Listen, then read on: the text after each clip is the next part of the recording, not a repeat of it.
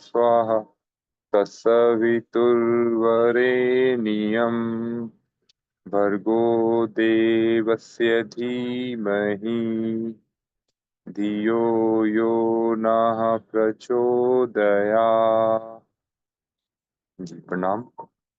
तो आज की हमारी योग कक्षा में अ, हम स्वाध्याय की इस चर्चा में हम कुछ गुणों का मनन चिंतन करते हैं, जो जैसे कि जो सूर्य भगवान के जो कुछ गुण हैं और जो सविता देवता की जो शक्तियाँ जो हैं, तो उनको जो है हम अपने दैनिक जीवन में कैसे उपयोग उपयोग में लाएँ और उनके माध्यम से सबसे पहले हम हमारा जो है स्वास्थ्य कैसे ठीक रहे। तो आज का जो मुख्य विषय जो रहेगा चर्चा का, वो हमारा जो है स्वास्थ्य से संबंधित रहेगा।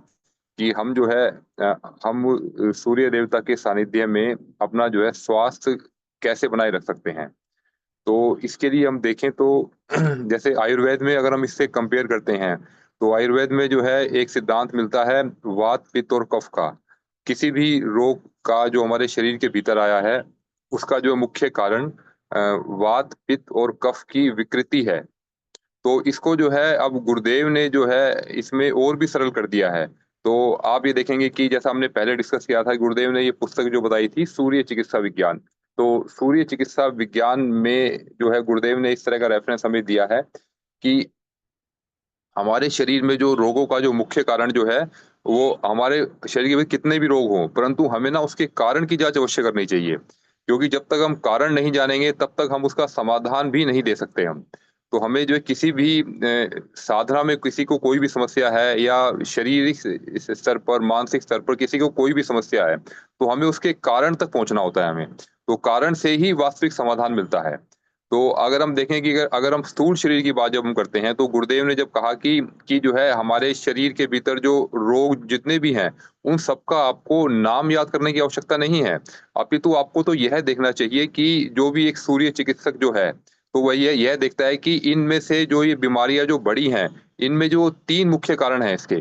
तो 3 मुख्य कारणों में कौन-कौन से कारण हैं वे? एक है गर्मी का बढ़ना, दूसरा है कि सर्दी का बढ़ना और तीसरा है कि पाचन क्रिया में कमी। तो अब ये देखिए, ये तीनों चीज़ें जो हैं वात, पित्त और कफ से कैसे संबंधित है। गर्मी का बढ़ना यानी कि हमारी जो है पित्त विकृत हो गई है। हमारे शरीर के भीतर गर्मी बढ़ रही है, तो इसके कारण से हमें जो है बहुत असहज महसूस हो रहा है, गला हमारा जो है सूख जा रहा है या जो है हमारे भीतर जो है गर्मी के कारण जो है दाने निकल रहे हैं शरीर पर या और भी जो है कई तरह के सिम्पटम्स होते हैं, जिससे हमें आभास होता है कि हमें गर्मी अधिक लगती है हमें उस परिस्थिति में। एक दूसरी अवस्था है कि जब सर्दी अधिक लग जाए। तो सर्दी अधिक लगने का अर्थ ये हो गया कि जो है हमें जैसे सर्दी-जुकाम अधिक हो गया हमारा, तो हमारे भीतर जो है जो कफ जो है कफ जो है विकृत हो गया है। तो कफ की विकृति के कारण जो है हमारे भीतर जो है सर्दी बढ़ जाती है।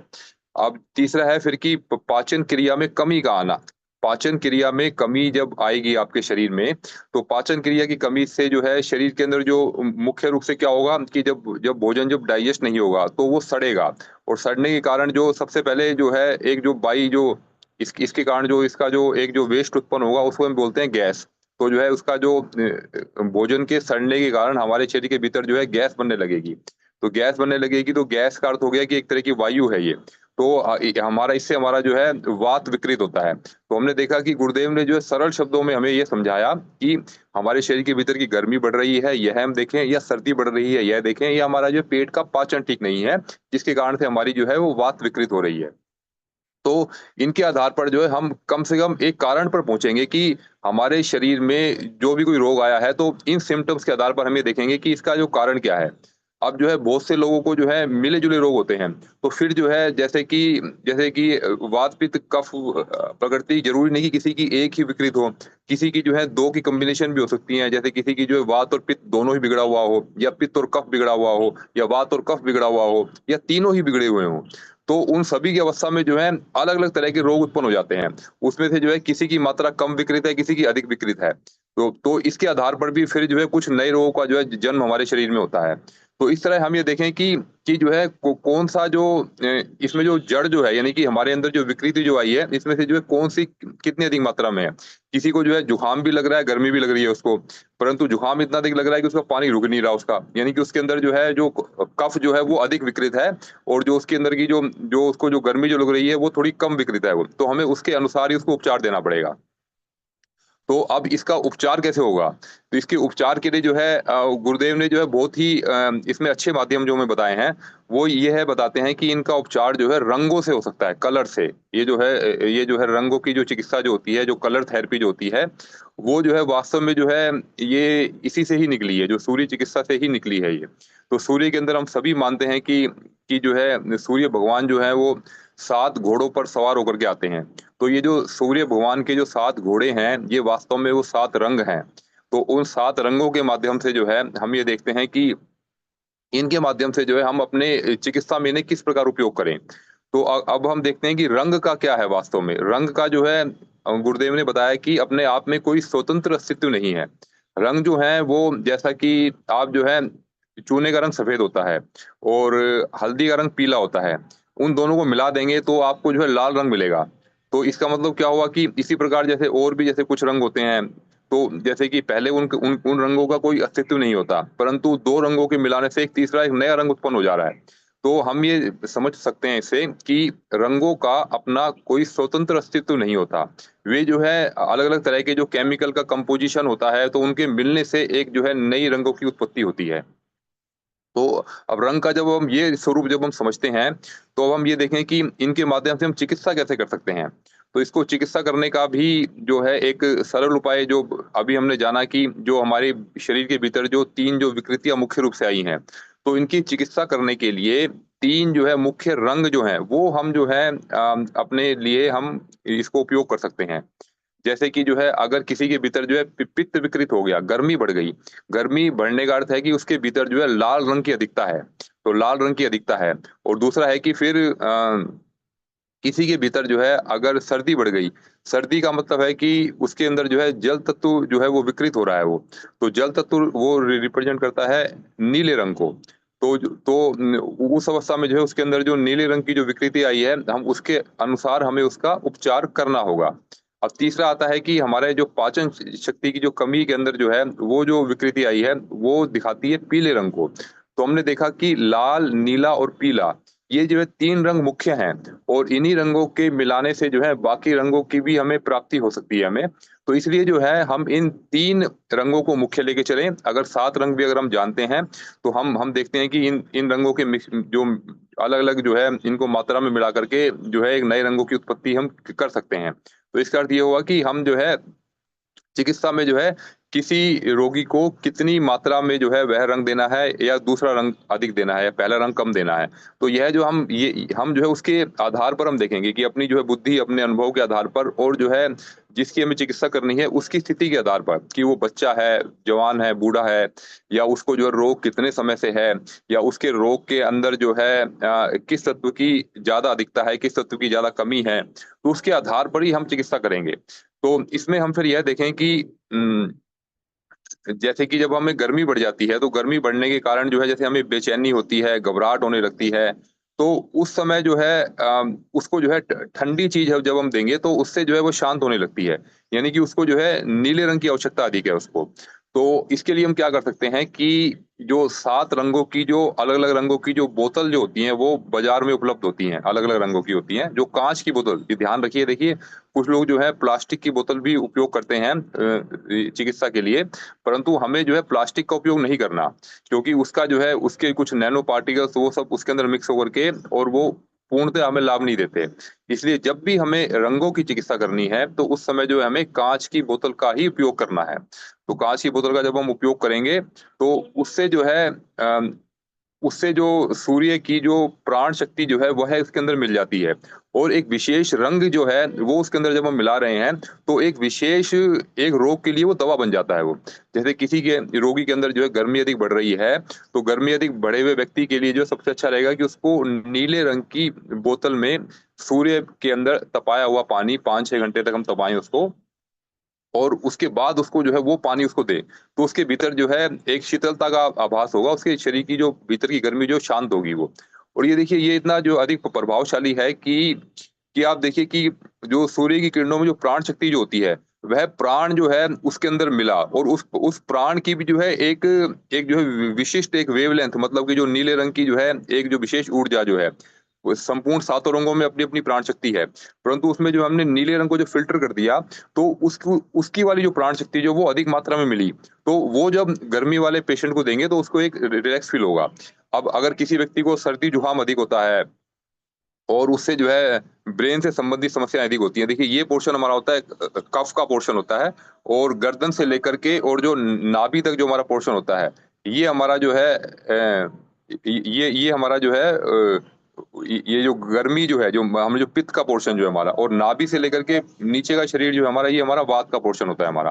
तो हम देखते हैं इसलिए सबसे पहले जो है हमें जो जब हमारा वात विकृत होता है तो घुटनों में दर्द वगैरह और ये सब जो है अपच वगैरह की समस्या यहीं से नाभि से शुरू होती है हमारी। और फिर उसका जो है साइड इफ़ेक्ट हम पूरे शरीर में देखते हैं। तो हम जो है इन सभी चीज़ों को कंपेयर कर सकते हैं, मिला सकते हैं इनको। तो जैसे कि गुरुदेव ने हमें कहा है कि हमें जो है कुविचारों से लड़ने के लिए सद्विचारों की फौज रखनी चाहिए। इसी प्रकार हमें अपने शरीर के भीतर कोई भी विकृति उत्पन्न हो, शुरुआत में अगर वो शारीरिक शरीर में अगर आपको उसकी अनुभूति हुई, तो जो है उसके लिए भी आपको जो है समाधानों की वो फौज रखनी पड़ेगी आपको। तो हमें जो है हमें ये देखना है कि जो हमारे शरीर के अंदर कोई समस्या आई, तो अगर कोई ये कहता है कि जी मुझसे तो आसन नहीं हो पाता, मेरी उम्र नहीं है, या कोई छोटे बच्चे हैं, तो आप उनसे ये बता सकते हैं कि आसन नहीं हो सकता, तो कुछ जो है जो व्यक्ति जो बुजुर्ग हैं, तो वो जो है प्राणायाम का सहारा लें या धीमे-धीमे वो करें। तो वो भी नहीं होता तो उन्हें जो है इस तरह की रंगों की चिकित्सा वो दी जाए। वो नहीं होता तो उनको आयुर्वेदिक चिकित्सा दी जाए उन्हें, और फिर वो भी नहीं होता तो सिर्फ़ उन्हें ध्यान में बिठाया जाए उन्हें। तो इस प्रकार हम देखते हैं कि एक रोग की चिकित्सा के लिए हमारे पास अनेकों विकल्प मौजूद हों, और वो तब होगा जब आपने खुद उसका अनुभव लिया होगा आपने उसका, और उससे आपको पूर्ण विश्वास आएगा कि इससे जब हमने खुद लाभ लिया है, तो ये अन्यों के लिए भी लाभकारी रहेगा। तो मतलब गुरुदेव का जो कहने का जो अर्थ था वो हमें हर फील्ड में हमें अप्लाई करना है कि एक जो है कुविचारों से लड़ने के लिए हमें सद्विचारों की फौज रखनी है। तो वो जो है उनका जो कहना जो था वो जो है मानसिक स्तर पर भी था, और जो हमारा शारीरिक स्तर पर भी हम उस नियम को बारे में सोचें कि उस नियम को हम शारीरिक स्तर पर कैसे उपयोग कर सकते हैं। तो स्थूल, सूक्ष्म और कारण तीनों शरीरों में जो है, जैसे गुरुदेव के जो जो ज्ञान जो है वो सभी जगह हम उनका उपयोग कर सकते हैं उनका। तो अब हम ये देखें कि वास्तव में ये काम कैसे करता है ये? तो जब जो है सूर्य की जो प्राण शक्ति जो है उसके भीतर मिलती है, किसी भी जो सिंपल देखिए पानी है, पानी के अंदर जो है ना धारण करने की क्षमता अच्छी होती है। तो वो जो है वो जो है सूर्य की जो प्राण शक्ति को धारण करके और अपना जो है वो बिहेवियर बदल देता है वो। और जब ऐसा जल हम अपने भीतर ग्रहण करते हैं, तो ऐसा जल जो है ग्रहण करने के बाद में हमें जो है वो प्राण शक्ति हमें तुरंत ही हमारे जो है ब्लड में मिल जाती है हमारे वो। और उससे जो है वो जल्दी असर करती है अपेक्षाकृत वो। तो हम ये देखें कि इस प्रकार गुरुदेव ने एक लाइन का और उपयोग किया कि इसमें कि जो है इसमें हम अक्सर जो है जो औषधियाँ जो होती हैं और जो अन्य जो खाद्य पदार्थ जो होते हैं, उनमें अक्सर हम इस प्रकार जो है हम प्राण शक्ति को बढ़ा करके उनका उपयोग कर सकते हैं। कि हमें उनके जो है एक पर्टिकुलर रंग से, यानी कि हमारे पास एक तो काँच की बोतल हो गई, एक काँच का एक शीशा भी होता है।